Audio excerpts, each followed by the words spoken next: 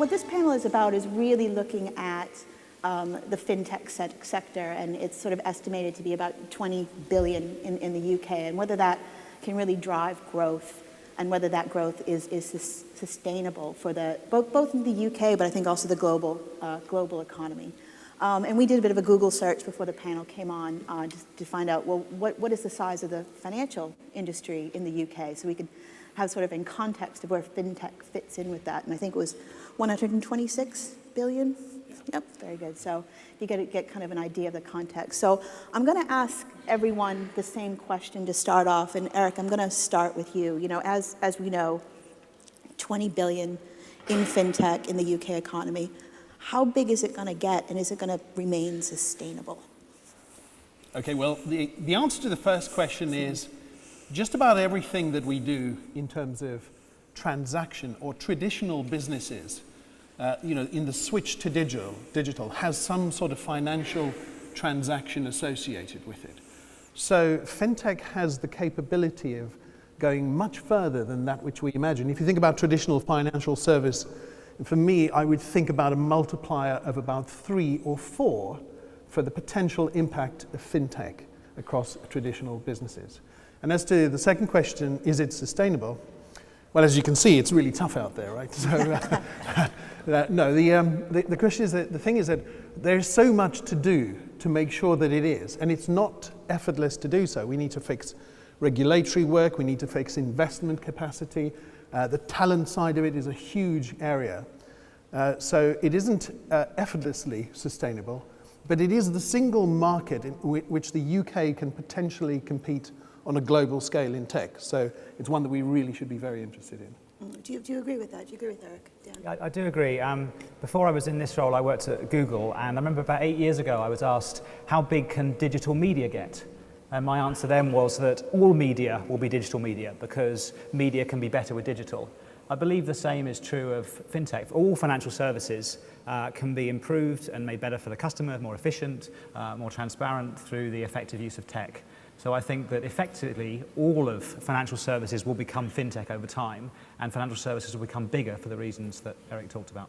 Interesting. So, you know, Fabian, you're at Swift and you're involved with the Innotribe program. So what's your sort of global view on how big the fintech industry will be? Yeah.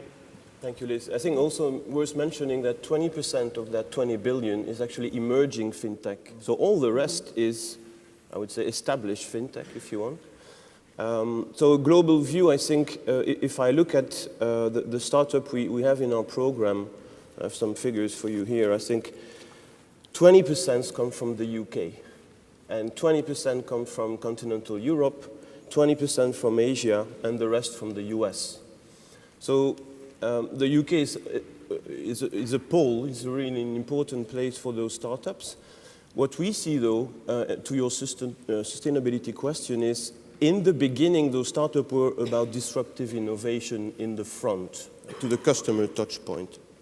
What we see as an evolution is that we see more innovation into the middle and back office of traditional banking, which I think is a good thing.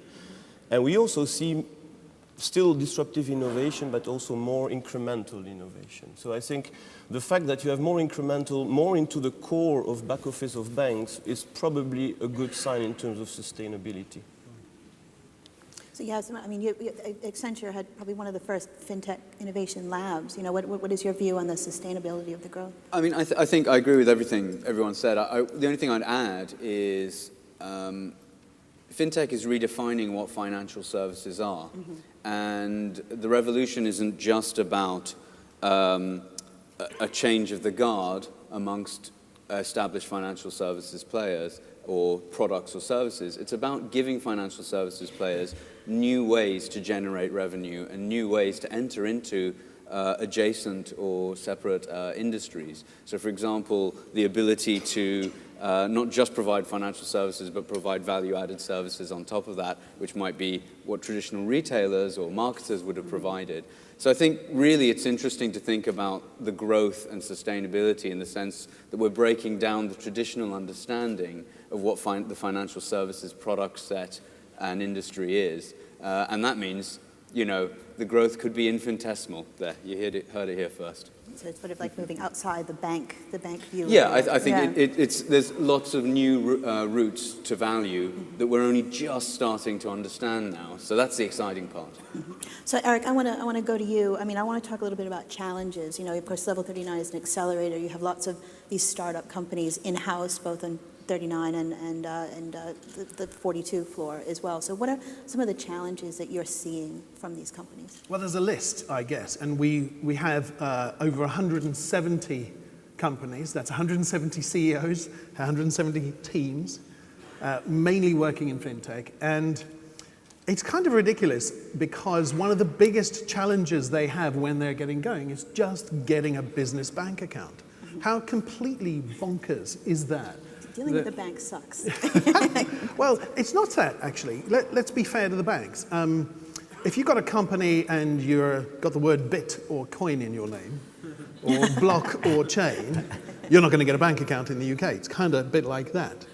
And that's really strange that we're doing banking arbitrage. You know, we're telling our members where the best place in continental Europe they can get a bank account that's connected to faster payments and all that kind of stuff.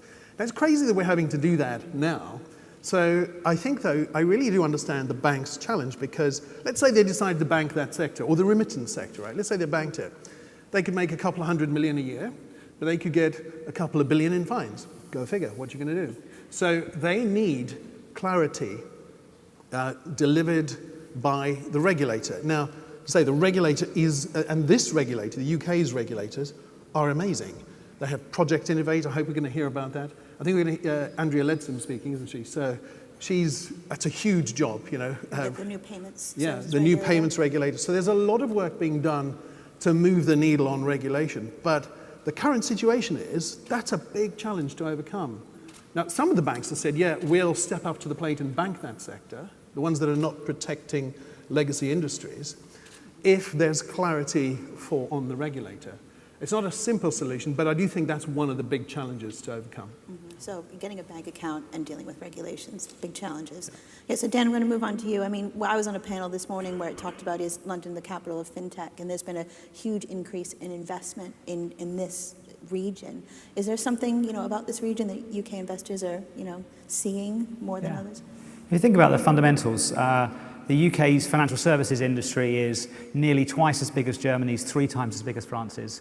The UK's digital technology sector is the most advanced in the world by most measures. The spend on e-commerce per capita is about £2,000 per head, is nearly twice all of our European peers.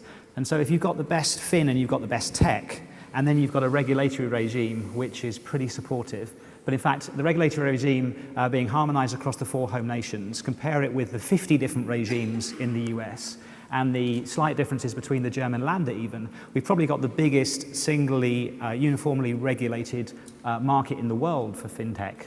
Then all of those things come together and you've got a pretty attractive place. Plus you've got really good talent, a pretty reasonable visa regime, although they could do with speeding up a little bit.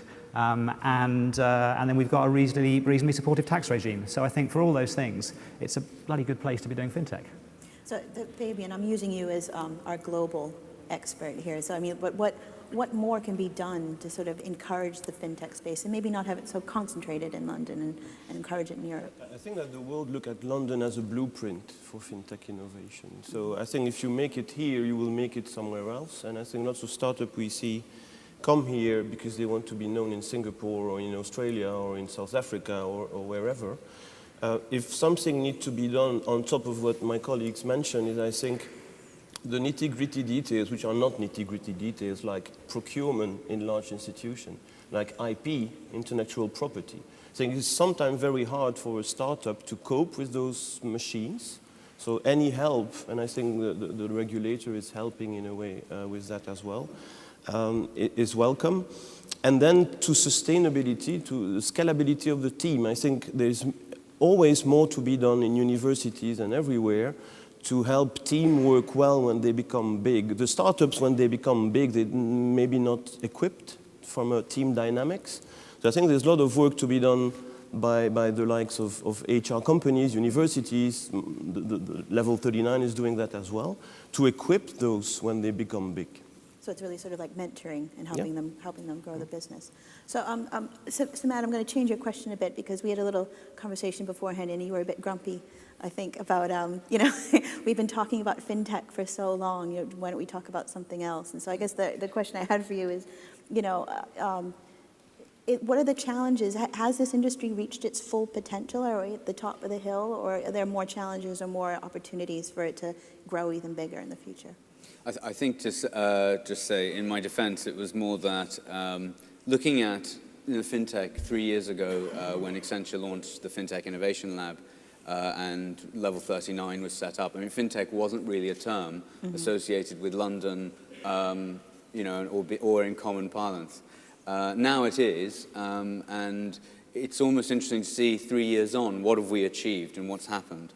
And Dan and I were having a chat earlier about, I'd be very keen to see how much the adoption customer levels of some of the disruptive fintech players, some of the challenger fintech players have actually, how much they've achieved and how much traction they have with customer levels. I would suggest it's still quite small. That's not to say it's not going to have a great effect in the longer term, and certainly think it will. But one thing that I do often worry, having sort of come of age in the dot-com boom, is about overhype of certain things. Because if expectations build up too high and they're not achieved in the short term, because there are still a lot of challenges ahead, then you wouldn't want to lose the energy that we've managed to build up so well and through something like this. And you can see, a room full of people very keen and interested to hear about this. So I think getting a bit more realistic about what's actually happening and where we actually are on that very long journey is going to be helpful to set expectations. I would say a point about expanding across the UK as well. I mean, London is the centre for financial services. It's a centre for the digital economy. It's also increasingly the centre for investment. I think if we can make it easier for startups outside of London to access investment across the country, that will make a significant change. Because you don't necessarily have to be in London to set up a startup. And in fact, it's significantly cheaper for your costs. So that's one of the biggest challenges I see in the UK competing with Europe and other countries are the costs of setting up in London. And we should use that as an opportunity to drive out into the rest of the country to establish more excitement. I think cost is one of the reasons why in the US you saw like Austin, Texas and Portland, Oregon, because it's cheaper to operate there compared to New York. You wanted to comment on that? Yeah, I think something that's really important in fintech is big companies enabling little companies and startups. And people like Samad, I mean, Accenture's a big organization, right? They took a risk 3 years ago. You had no idea if it was going to work, really. And that was kind of ballsy, if I can put it that way, that they went out and did that and tried that here. I know it had operated in the US. We didn't know if it would happen here. And then Fabian, whenever I see him, I give him a dig in the ribs and I talk about when are we going to get APIs. But actually, you've just done it. And do you want to talk about that? Is it all right to ask him? Yeah, poke It's him. awesome what you guys are doing. No, I think it's important for incumbents to provide what I call the platform for startups or early growth stage company to innovate upon. So I think if you look at the evolution of domestic real-time payment, because I think that's what you're alluding to, Eric, in the Australia move towards domestic real-time payment, what Swift and others are doing is provide a platform. The added value services, what they call overlay, that's, I think, an area where startups and banks can work together. But to achieve that, you need to provide that platform.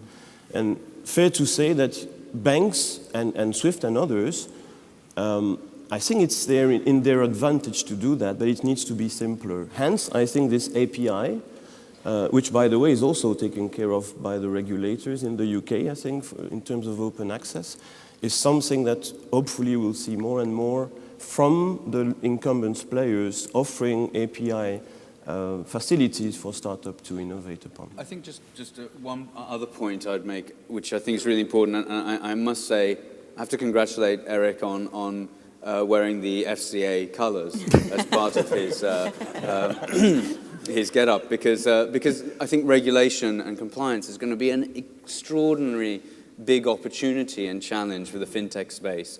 And this is where large and small can also sort of work together, because there's the opportunity for completely new ways of managing risk and complying to regulations. And some of those great new ideas can come from smaller innovative companies, but they need to be done with those people who are in the compliance space working for the establishment, who actually understand what compliance means and actually get it. So that's, I see a perfect opportunity for two sides to kind of combine their strengths and benefit all fintech players and the economy as a whole. Well, we have a minute left, and I wanted to get in one particular question, which is a bugbear with me. I was at an Innovate Finance event a few weeks ago, and someone mentioned that there are 75 peer-to-peer crowdfunding platforms in the UK, and I thought, why in the world does this country need that many?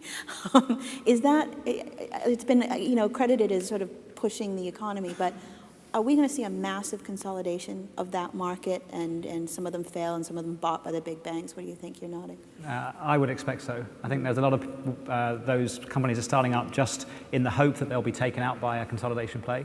I think there will be a natural migration of the lowest risk, best quality assets to the most established, best quality platforms, which means that the newer, less established platforms will grow by attracting the lower quality, higher risk assets, and then when the economy turns south, they'll explode.